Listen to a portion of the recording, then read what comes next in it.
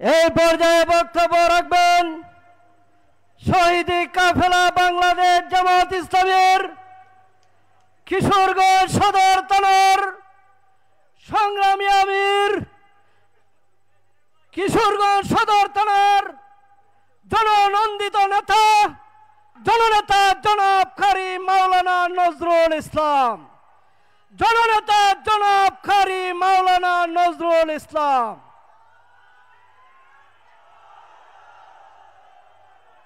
আসসালামু আলাইকুম ওয়া রাহমাতুল্লাহ।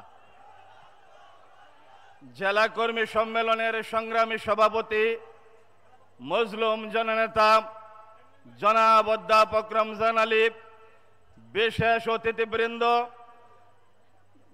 কিশোরগঞ্জ জেলার প্রত্যেকটি উপজেলা থেকে আগত দায়িত্বশীল বৃন্দ, কর্মীবৃন্দ, সাংবাদিক বন্ধুগণ, সম্মানিত ভাইয়েরা, আমরা বিশ্বাস করি বৈষম্য বিরোধী ছাত্র আন্দোলনের মাধ্যমেই আজকে আমরা এখানে একটি সমাবেশ করার সুযোগ পেয়েছি।